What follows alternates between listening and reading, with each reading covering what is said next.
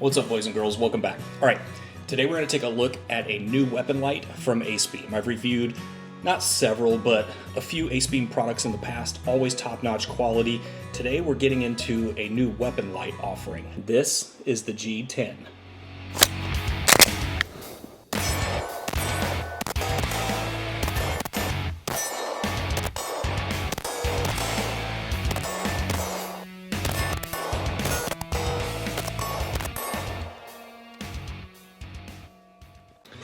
All right, for the purpose of all of the safety police who will be watching this video, this firearm is completely unloaded, but that probably won't stop YouTube from demonetizing this. All right, now the G10 is kind of that sweet spot right at 600 lumens.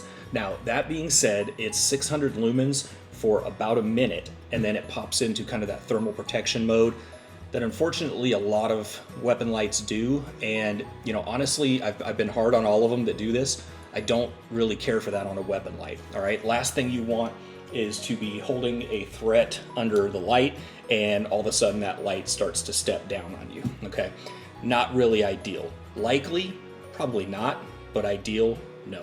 But that being said, a lot of the competition on the market does that, some don't, all right?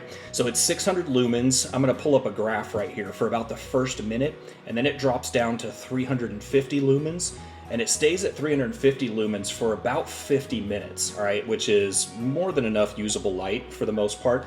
Then it'll drop down to about 250 lumens, where it will finally last about 72, 73 minutes in total before finally dying out. So it's got a total runtime of just over 70 minutes. Now, I did get some nighttime footage, and I'm gonna show that here in just a second. If you are familiar with my channel, I have a pretty standard nighttime scenario that I go through. I usually show lights at about 60 yards, and then for small weapon lights like this, I'll also go into about 30 yards. We'll get into that footage here in just a second.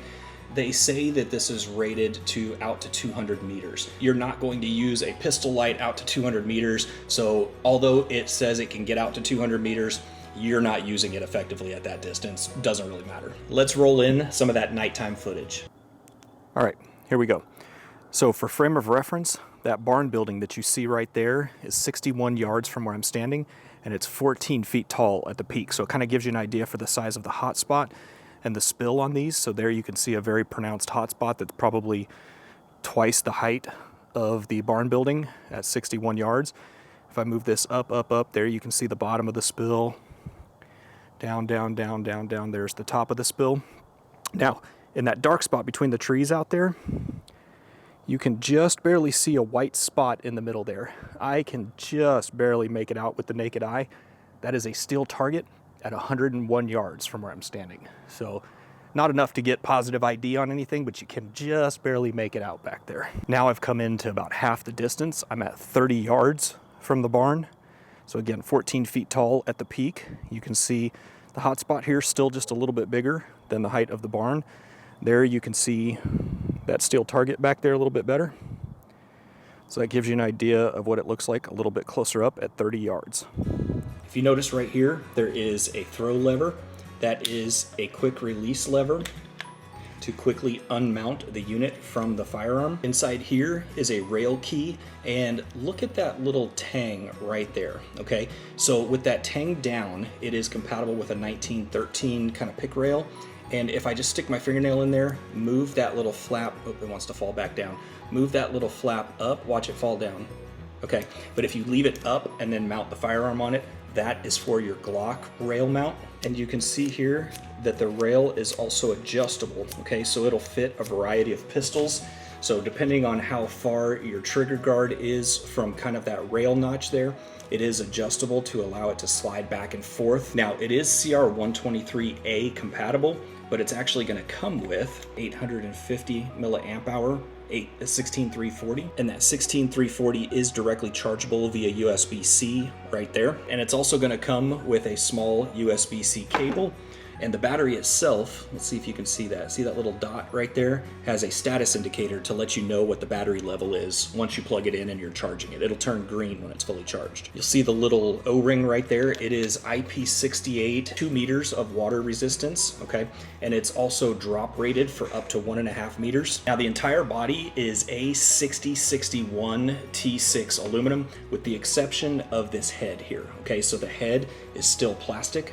All right, you can see the buttons on either side here. So it is ambidextrous. So a quick press and release turns the light on, press and release again to turn the light off, but it also does momentary. All right, I'll show you on this side. So if I just press and hold, that is your momentary. And when you release, the light goes off.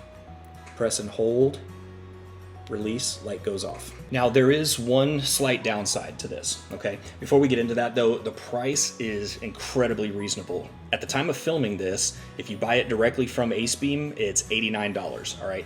That is highly competitive, okay? So I have Surefires and Streamlights that are double, triple, well north of triple that, okay?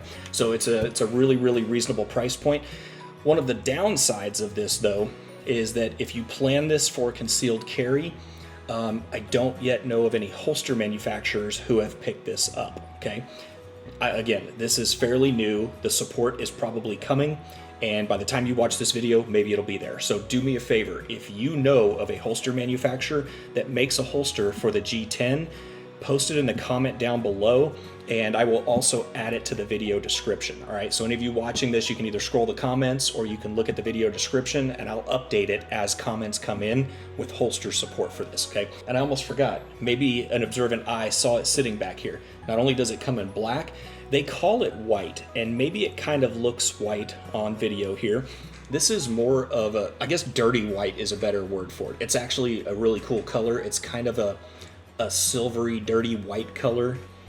All right, and that's it, guys. That is the new G10 from ACEBEAM. Do me a favor, if you like this video, consider subscribing or giving the video a like. It just helps it go further in some of the search algorithms. I really appreciate your time watching. As always, lots more content to come, and I'll see you guys on the next one.